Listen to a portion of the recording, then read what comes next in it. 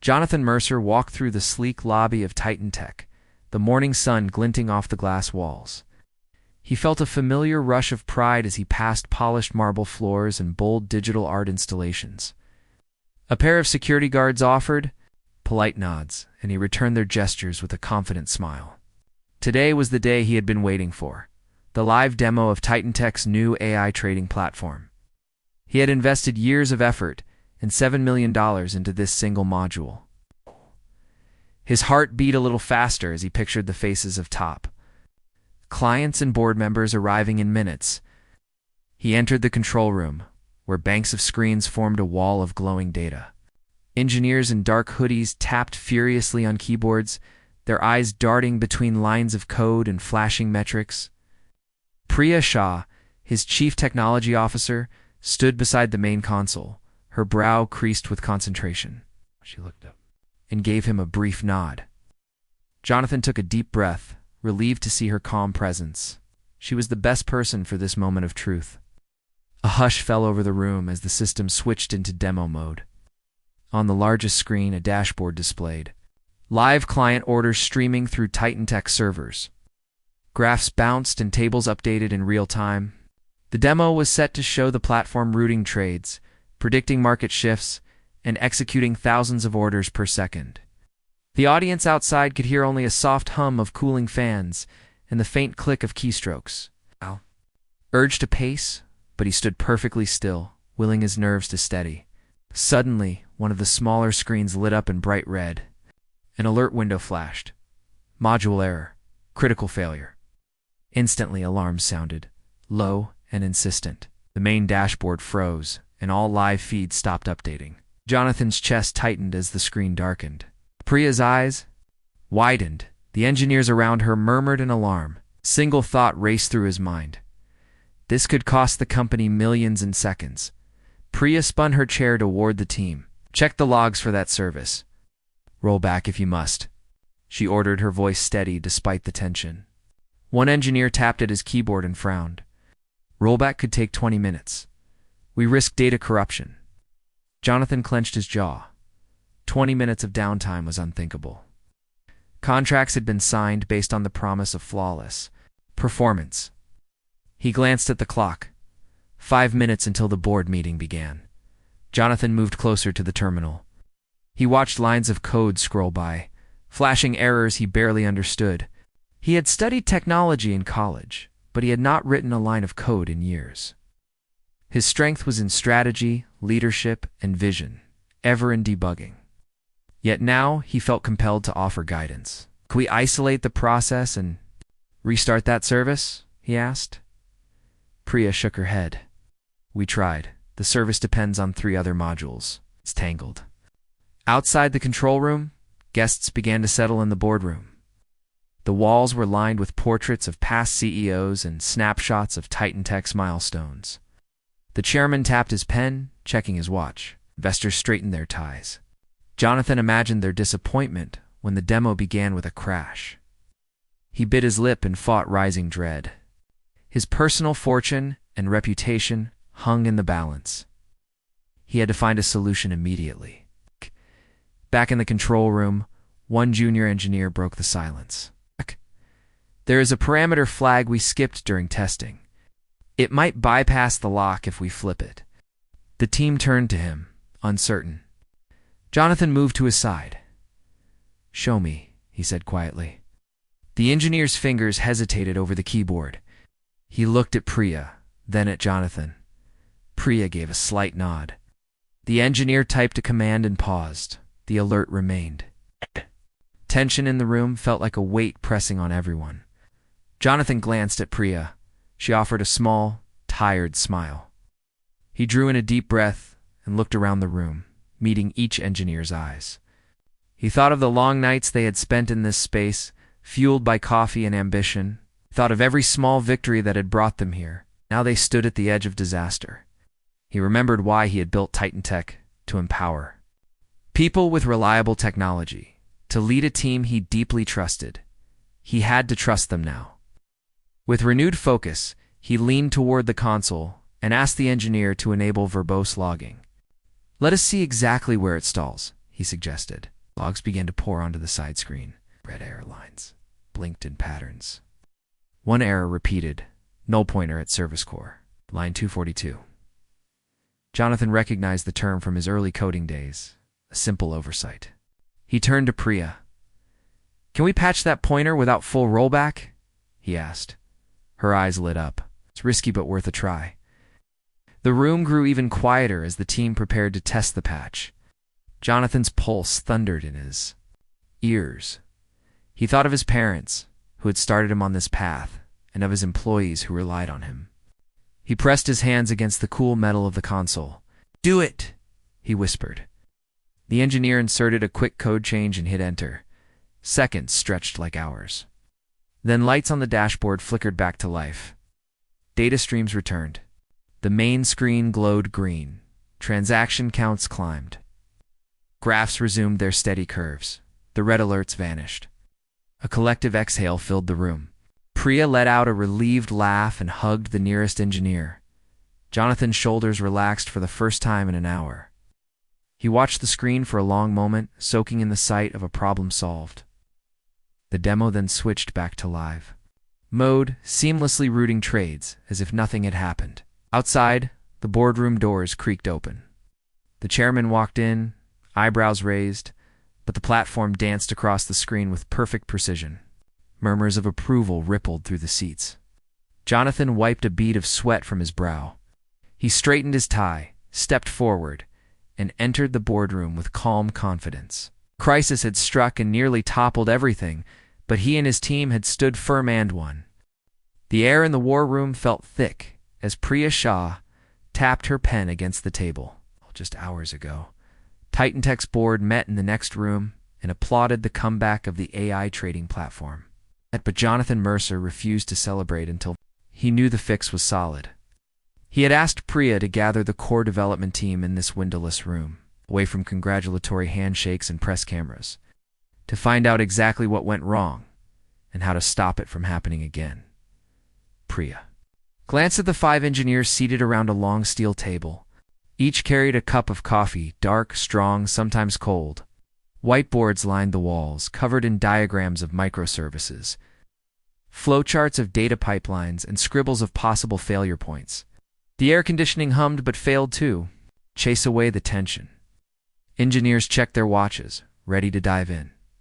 Jonathan entered without knocking. He still wore his tailored suit, though the jacket hung open now. His tie lay loosened, and a hint of fatigue showed at his eyes. But his stance was firm. "We did well to save the demo," he began, voice low. "But a patch in the moment is not enough. I need the root cause. I need a permanent solution." A young engineer, Carlos, spoke first. He ran a hand through his hair. "The pointer error we patched was a symptom, not the disease. When the system hit heavy load, a null reference slipped through. That should never happen, but the module design has some blind spots. We need to redesign that core service." Priya nodded. "We must audit the entire service map. Let's list every dependency, every shared memory store, and every parameter flag. We need to document what each one does and why it might affect the pointer behavior." On the whiteboard, Priya erased a section of yesterday's notes and began drawing a new dependency graph. Lines connected boxes labeled order router, risk engine, data cache, and trade executor. She asked Amara, the senior developer, to explain each module's function. Amara described it in clear, simple terms. The order router took incoming client orders. The risk engine checked for potential issues. The data cache stored recent market data. The trade executor sent valid orders to exchanges. As they spoke, Jonathan studied the diagram. He remembered how this service came together under a tight deadline. He thought back to 6 months ago, when investors demanded faster rollout. Engineers crammed in extra coding hours, testing only the most critical paths. They avoided more exhaustive scenarios to meet the launch date. At the time, it seemed like a reasonable trade-off. It looked like a recipe for disaster. Carlos raised his voice slightly. "If we rebuild the dependency map, we can simulate higher loads in our test lab. We'll run automated tests overnight with double the usual volume. that might reveal other hidden bugs. He jotted stress testing on the board in bold letters. Priya agreed. Yes, and I want clear coverage reports. No more untested code. From now on, we run both unit tests and integration tests on every check-in. We look for code, smells, and potential null cases. If we find a flag that might bypass checks, we address it immediately. Amara spoke up. We should also enable more detailed logging in production, but with smart sampling so we don't fill the disk. If a service hits an unexpected state, we capture the full context. Parameter values, call stack, and memory snapshot. Jonathan tapped his fingers on the table. Good, I want those logs sent to a secure bucket. Alerts configured so we know exactly where and when any anomaly appears. No more guesswork. The team nodded and divided tasks. Some sat at laptops, writing test scripts. Others opened configuration files and annotated code. Priya moved among them, answering questions and clarifying the plan. Jonathan stepped to the whiteboard and scribbled a timeline. By Friday, complete audit. By Monday, testing in lab. By next Wednesday, merge redesign into main branch. Looked around. We can't let this wait. Clients need reliability. Investors need confidence. Our reputation depends on our word. The engineers took a collective breath and dug in. Meanwhile, a few floors below, life carried on as usual. In the cafe outside the war room, Mia Chen balanced a tray of cappuccinos and egg salad sandwiches. She practiced the same routine every morning: refill the coffee machine, stock the pastry case, and greet each customer with a warm smile. Titan Tech employees streamed in, grabbing breakfast before the workday fully began. Many walked straight, past the cafe, focused on emails and calendars to notice the aroma of fresh bread. Mia had learned the coffee paths by heart. She knew which tables were always full, which employees preferred almond milk, and which zones needed refills most often. She moved with quiet confidence, an unspoken rhythm that kept the cafe running smoothly. Today, she sensed excitement in the air. Conversations mentioned AI demo and big meeting. She imagined rows of suited men and women in a polished room watching lines of code glide across screens. Back in the war room, the engineers ran the first batch of tests. Priya hovered near a terminal, squinting at green and red bars, scrolling fast.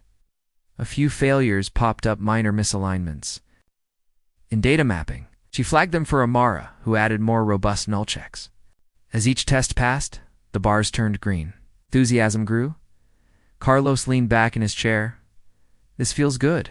We're hitting high load without breaking. He sipped his tepid coffee and grinned. The room relaxed. Laughter bubbled. Earlier tensions softened as she watched the plan take shape. Even Jonathan allowed a small smile as he reviewed a log summary. Success no longer felt like a distant hope. Still, they knew the biggest challenge lay ahead, merging these changes into the live codebase without disruption. That required careful coordination with the operations team, who managed deployment pipelines and server clusters. Priya picked up her phone. Mark, it's Priya. We're ready for a staging push. Can you stand by to roll it out? Seconds later, Mark's voice crackled through the speaker. Copy that. Team is in the war room. We'll coordinate. I'll draft the checklist. You arrive with 2 colleagues. Laptops open. They compared notes, checked version tags, and agreed on deployment steps. The checklist grew on the whiteboard. Backup database, shut down relevant services, deploy new code, run health checks, monitor logs, and finally bring services back online. Jonathan watched the scene like a conductor. His chest swelled with pride. At the teamwork unfolding before him, the crisis had tested every person in this building. Now they were rising to the challenge together. He recalled that day 8 years ago when he left a steady job to start Titan Tech. It was crazy to chase an uncertain dream. But he had believed then, as he believed now, that a dedicated team could accomplish remarkable things. In a quieter moment, Jonathan stepped out to the corridor, paused by a small window overlooking the lobby where employees hustled to their desks. He spotted Mia in the cafe, refilling the sugar packets. Something about her calm efficiency reminded him of the team's best traits: focus, adaptability, and grace under pressure. He considered inviting her to join a coffee break with the engineers, but he decided against it.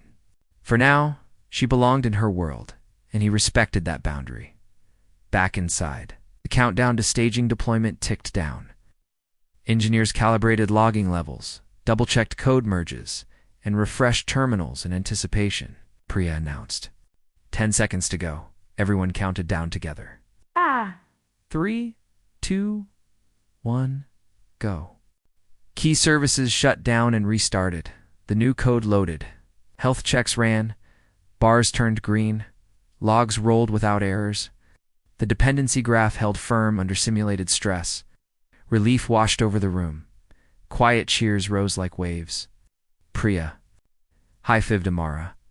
Carlos stretched and said, "That was beautiful." Jonathan stepped forward. "Great work, everyone. Let's monitor it for the next hour. If we hold steady, we can push to production by end of day." The team nodded.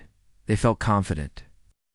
The system that had once faltered now ran smoother than ever. Later, when the engineers trickled out for lunch, Jonathan returned to the window. He saw Mia stacking empty plates. He walked down the stairs to the cafe and waited patiently behind a few customers. When it was his turn, he ordered a latte and a croissant. Mia smiled as she prepared his order. "Rough morning?" she asked. Gently noticing his weary expression, he laughed softly. "You could say that, but it ended well." Handed her a $5 bill. She handed him the latte in a porcelain cup. The cafe felt warm and safe compared to the war room's tense energy. Jonathan sipped the latte. Its foam was smooth, its flavor rich. He realized that sometimes solutions arrived from unexpected place, said Waitress with coffee, its engineers with quiet focus, or a team unified by trust. He thanked Mia again and returned to the war room, ready to lead the final steps. The crisis had brought them closer and sharpened their resolve. Now, with a solid fix in place, Titan Tech could move forward with both humility and confidence. The morning light poured through the tall windows of Titan Tech as Jonathan Mercer stepped into the lobby. He felt a spark of hope in his chest. Yesterday's staging deployment had gone smoothly. Tests showed the system could handle heavy loads without faltering. Today they would roll the changes into production. He rubbed his hands together, thinking of the calm in the control room last night. The cheers when all tests passed, and the sense of relief that washed over everyone. He was eager to see the same success in the real world. He made his way to the cafe, where Mia Chen already stood behind the counter. The machine hissed softly as she filled his cup with fresh coffee. Jonathan thanked her with a nod, his voice steady. "Ready for another big day," he said, and she smiled. He sipped the coffee, its warmth settling into him like a kind word. He took a deep breath and headed to the control room on the top floor. Inside, engineers were gathering around the main console. Priya Shah stood at the center, directing final checks. The walls of the room felt tighter than ever, filled with quiet chatter and nervous glances. Whiteboard markers and sticky notes littered the tables. Monitors displayed system health metrics, green bars stretching across each screen. Jonathan gave Priya a thumbs up. She returned it with a determined look. "All set," Priya said softly. "Ops team is on standby. We'll start the rollout at 8 sharp. Engineers nodded. They had mapped out each step, back up the database, shut down the old service, deploy the new code, run health checks, and bring services back online. Every detail was on a checklist. Jonathan felt proud of how they prepared. He walked past rows of server racks, their blinking lights shining like tiny city skylines. The clock ticked down. Jonathan glanced at his watch. 7:57. He found a seat near the main console. Priya counted down with the team. 3, 2, 1, go. Hands moved quickly. Commands scrolled on the screens. Green messages appeared. Backup complete. Service shut down. New code deployed. The team held their breath. Jonathan leaned forward. He watched as the health checks began. At first, everything stayed green. Jonathan allowed himself a small smile, then a screen flashed yellow. A warning. Cash miss rate rising. Priya frowned but waved it off. "We can handle that," she said. A moment later, the warning turned red. Module response time exceeded threshold. Engineers typed furiously to address it. Jonathan's heart pounded. The red message stubbornly refused to clear. Seconds felt like minutes. The main dashboard froze, and alarms sounded. The screen that once tracked millions of transactions per minute now showed empty graphs. A line of text blinked in ominous red. Service core failure. Jonathan's smile vanished. Priya's face went pale. Engineers tried rerunning health checks. Nothing worked. "Rollback," Priya ordered. But the rollback script failed halfway. The backup data did not restore cleanly. One engineer cursed softly under her breath. Jonathan felt a wave of panic rise. If the rollback could not complete, they might lose hours of real trades. "Try a manual restart of the core service," Priya said. Engineers ran commands. "Server's word." The screen flipped to yellow for a fleeting moment, then back to red. Jonathan ran his hand through his hair. He had never felt so helpless. Outside the control room, he could hear muffled footsteps in the hallway. The board meeting had begun without him. Investors were likely talking about the missing demo, the missing performance data, and the missing millions of dollars at risk. Jonathan's throat tightened. He could not bear the thought of disappointing them again. One engineer, Marta, spoke up. "We've got partial data corruption in the trade logs. Some entries are missing fields. The service won't start until those logs clear." She shook her head. Jonathan felt sweat bead on his brow. The logs contained key details for every transaction. If they cleared them, they might lose records customers paid for. If they left them, the system would not boot. Priya sank into a chair. "We can't risk more data loss by deleting entries. And we can't patch around the failure because we don't know the full cause. We need to dig into the code." Jonathan swallowed. It promised investors and clients a flawless launch. Now the promise was broken again. He looked at Priya. She carried the weight of the failure on her shoulders, but she still sought a path forward. He admired her strength and felt his own fade. Doubt crept in. Had he pushed too hard? Had he asked them to move too fast? He took a deep breath. What if we isolate the corrupted logs and move them to a separate bucket? Then the service might start with fresh logs while we investigate the corrupt ones offline. Priya glanced at him, hopeful. "It's risky. We'd mask the problem rather than solve it. But it might restore service quickly." Marta typed commands. Jonathan watched the progress bar crawl forward. Then, miraculously, the main dashboard flickered green. The live stream of transactions reappeared at a trickle. Orders began to flow again, slowly at first, then picking up speed. The engineers cheered softly. Priya let out a relieved breath. "Ah!" Jonathan's chest loosened, but his mind raced. He checked the clock. 8:12.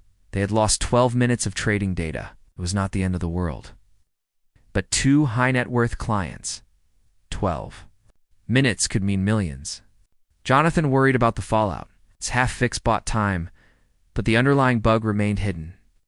He heard the door open behind him. A group of executives filed in. Their faces were drawn. The chairman led them, expression unreadable. Jonathan stood. Priya joined at his side. The chairman spoke first. "We understand you encountered an issue during rollout," he said quietly. "We lost connection for 12 minutes. Some clients might have manual trades during that time. They will want answers." Jonathan nodded. "We have partial service restored. The team is working to recover lost logs and find the root cause of the failure. We will provide a full report by noon." Stern investor Ms. Roberts folded her arms. "Our fund lost $93,000 in trades during those minutes. We need immediate reimbursement and a guarantee this will never happen again." Jonathan's throat felt dry. He forced calm. "We will cover any losses incurred during downtime, and we are on the path to a permanent solution. We will run a complete audit, enhance our logging and testing, and rebuild the module to prevent future crashes. Another board member, Mr. Liu, frowned. Your words are reassuring, but we need action. Our trust is on the line. Jonathan bowed his head. I understand. We will not rest until we earn that trust back. After the executives left, Jonathan sat back down. The control room felt silent now. Engineers returned to their consoles, heads bowed in concentration. Priya rubbed her temples. I need time to analyze those corrupt logs, she said. Stay here all night if I must. Jonathan placed a hand on her shoulder. No, he said gently. Go home. Rest. I'll stay.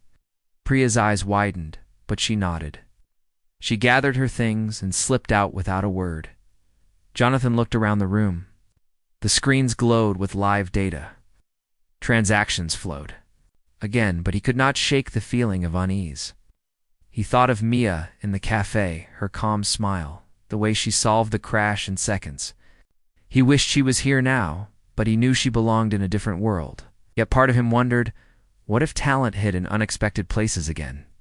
He turned back to the console and opened the corrupted log files. They were messy, full of half-written entries, missing fields, and stray characters. He felt the weight of responsibility settle deeper in his chest. This night would be long. He would sort through every line, find the mistake, and fix it once and for all. Failure was not an option. His company, his team, and his own future depended on it. A tense hush filled the control room as the main dashboard glowed a steady red. Jonathan Mercer stood by the largest screen, arms folded, eyes fixed on the frozen graphs. Alarms droned softly, reminding everyone that the $7 million trading module was still down.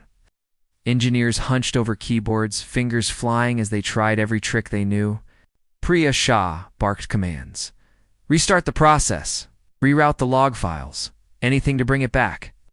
But each attempt only sent the alerts blinking faster. Minutes stretched like hours. The rollback had failed. Tests and staging had passed, but real-world traffic had exposed a hidden flaw. The code that ran countless trades now refused to budge. Priya's voice wavered as she reported, We still have the pointer error at service core, line 242. It triggers under high load. Jonathan felt his chest tighten. Recalled the moment he first built this module, how proud he was of its speed and accuracy. Now that pride felt like a burden. Outside the glass walls, he could hear muffled conversation as board members questioned. The chairman, the demo room lights must have grown dim without any live data to show. High-stakes investors sat waiting, anxious, curious, perhaps already drafting angry emails. Jonathan closed his eyes and let out a slow breath. He had led them through one crisis already today. He had no energy for a second, but he refused to let Titan Tech fail on his watch.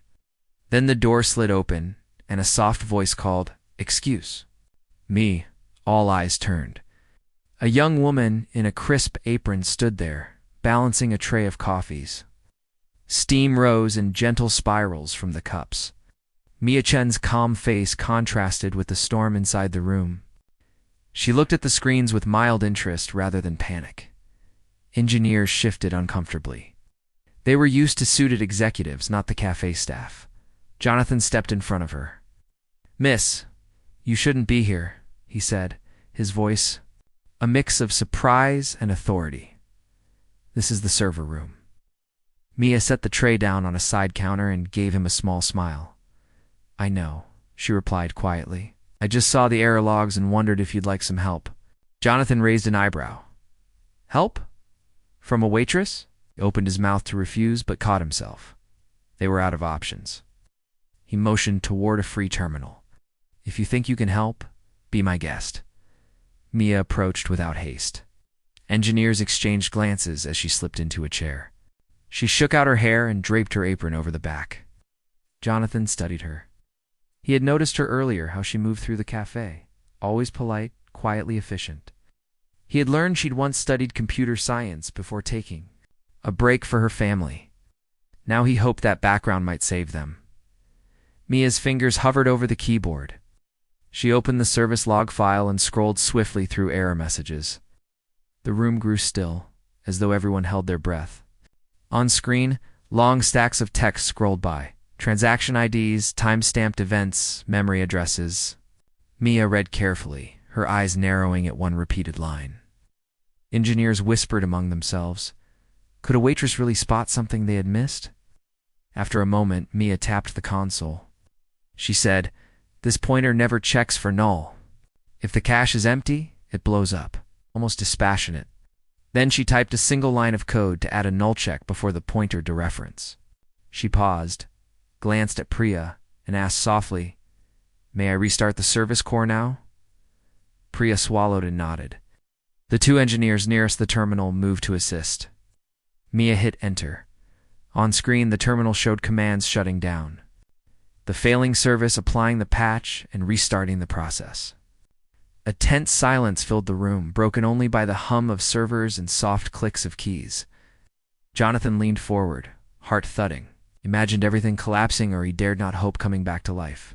Data. Slowly, the dashboard flickered. A green bar replaced one of the red alerts. Another green light bloomed on the graph. Data streams resumed at a trickle, then regained speed. Transaction counts climbed steadily.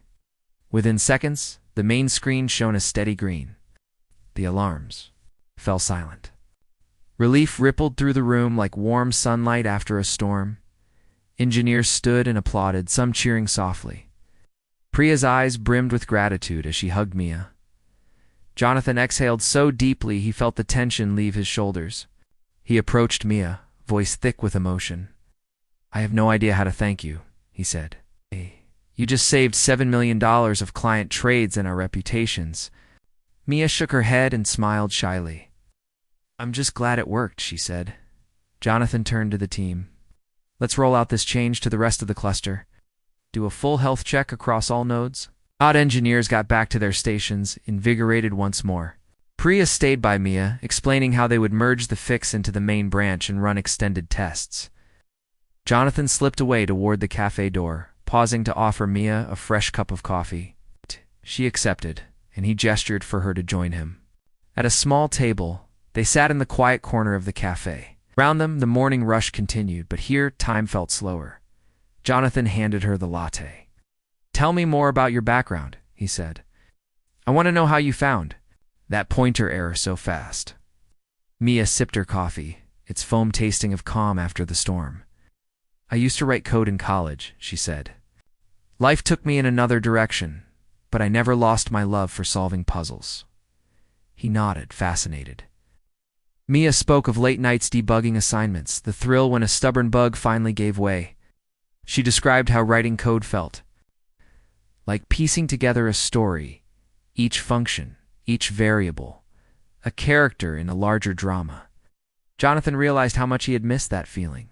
He had grown distant from hands-on work when Titan Tech grew too big. But Mia's words reminded him of the excitement he once felt. Mia stood to leave, apron back on, tray in hand. Jonathan rose, then remembered her heroics. He dug into his pocket and pulled out a business card. "If you ever want to consult or just talk code, call me," he said, pressing the card into her hand. She smiled and slipped it into her apron pocket. Then she glanced at the cafe door, her shift calling her back. "Thank you for the coffee," she said softly. Jonathan watched her go. In the control room above, screens glowed steadily green, running smoothly under the new patch. Engineers resumed normal tasks, their stress replaced by confidence. The crisis was over, but Jonathan knew the real work had just begun. He had to honor the fix, rebuild trust with clients, and strengthen every part of the system, so no single error could bring down a $7 million module again. Late that afternoon, he returned to the war room one last time. He looked at the whiteboard, still covered in diagrams and checklists. He erased the red flag next to service score and wrote in bright green, "Patched by Mia." It was a small tribute, but the room hummed with new energy. Jonathan smiled to himself. Sometimes the greatest solutions come from unexpected places. He had learned that lesson today in the calm, confident hands of a waitress who saw what everyone else missed. He closed the door behind him, ready to lead Titan Tech into a more reliable future. The afternoon sun slanted through the tall windows of Titan Tech, its main boardroom, as Jonathan Mercer stood at the head of the long oak table. Around him sat investors, board members, and senior staff, their faces still showing the tension of the morning's crash. Jonathan glanced at Mia Chen, who sat quietly near the end of the table. She wore a simple blouse and jeans, her hair loosely pinned back. She held the business card he had given her, and she seemed as calm as she had in the server room. Jonathan cleared his throat and began. His voice was steady, but warm. He told the group how the system had failed earlier that day, how every trained engineer had tried every known fix, and how the $7 million trading module had gone dark for precious minutes. The room was silent, except for the hum of the air conditioner and the soft rustle of papers. Jonathan described his own panic, the weight he felt on his shoulders, the fear that Titan Tech's reputation might crack under the strain. Then he spoke of Mia. He called her an unexpected hero and told the assembled group how she had stepped in, his eyes calm and mind alert. He described how she had scanned the error logs in seconds, spotted the missing null check, and typed a single line of code that restored the service instantly. No dramatic gestures, no complex workaround, just a clear mind and a steady hand. He saw heads nod as people listened. Even the sternest investor seemed moved by the simple power of her act. When he finished, he invited Mia to stand. She rose slowly, breathing in deeply as all eyes fell on her. Jonathan placed a hand on her shoulder and said, "Mia, would you share a few words?" Mia's cheeks colored slightly, but she nodded and stepped to the front. The boardroom felt larger somehow, and her voice carried to every corner. She spoke of her love for logic puzzles, of the neat thrill that came when code worked exactly as planned. She said she had once studied computer science, then paused her career to care for family. She said she never thought she would write code. Again, she ended by saying she was simply glad she could help. A moment of silence followed, and then applause broke out. It started softly, then grew louder until the walls seemed to echo with claps. Jonathan gave Mia a bright smile, proud and grateful. The chairman leaned forward, cleared his throat, and said, "In Titan Tech's history, rarely has one person so clearly shown the spirit we value. We wish to honor Mia's contribution by offering her a consulting position on our tech team." Mia blinked at the offer, surprise and delight brushing her face. Jonathan added, "I also propose we expand the talent pool for Titan Tech. We will look beyond standard resumes. We will welcome anyone who shows skill, passion, and clear thinking. Sometimes the best perspective comes from someone outside the usual ranks." He pointed to a fresh whiteboard beside him. On it were simple words: talent from anywhere, curiosity over credentials, grace under pressure. In the days that followed, Titan Tech's policies began to change. HR opened new channels for applicants who had taken non-traditional career paths. Job postings emphasized problem-solving tests rather than degree requirements. The engineering team revamped its training program to include pair programming with experienced engineers and open seat days when anyone in the company could join a coding session. Jonathan and Priya set up monthly innovation hours, where employees brought puzzles, challenges, or fresh ideas to work through together. Mia's consulting role was part-time at first. She came in 3 days a week, sat among the engineers in the war room, and offered her clear-eyed feedback. She reviewed code that touched on service score, ran quick tests to look for edge cases, and coached younger developers on simple but crucial best practices like never assuming a variable is always valid. Engineers found her advice both gentle and exact, and they welcomed her questions. What happens if this field is empty? Or where might this array index point to nothing? Outside the office, Mia's life continued much the same. She still arrived at dawn to open the cafe, still moved among customers with quiet grace. But she carried herself differently now, with a small, secret smile. She had regained a part of herself she had thought lost, and she loved the cafe too, much to leave it entirely. Titan Tech's offer gave her freedom. She could balance both worlds.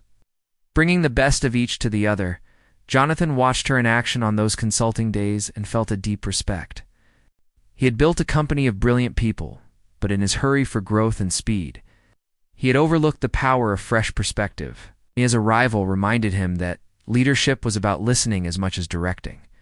He began to spend more time walking the halls, chatting with support staff, designers, even receptionists, asking simple questions about their work and their ideas.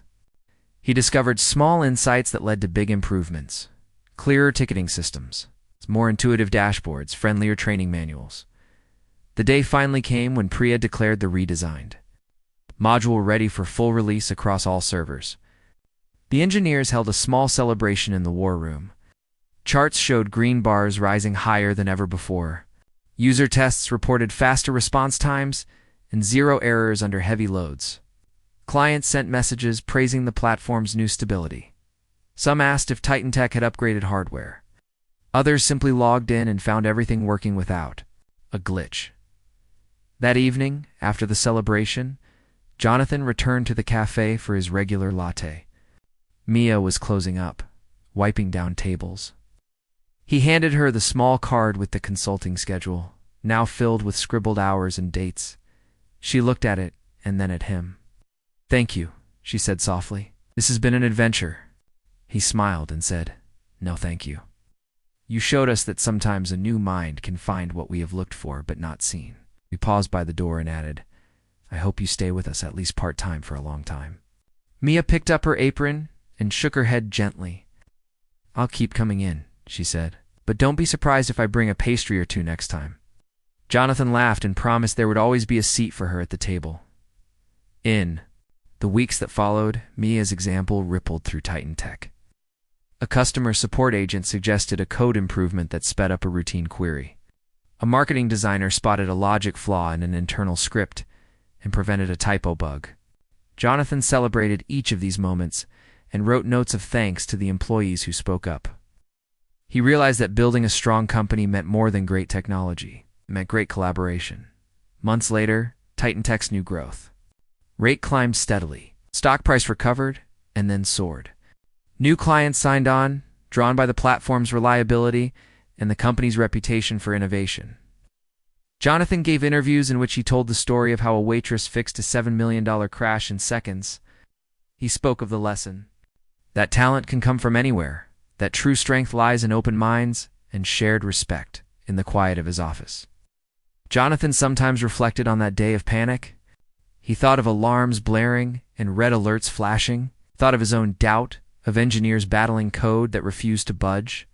And then he remembered the calm figure at the terminal, the swift solution, and the ripple of hope that followed.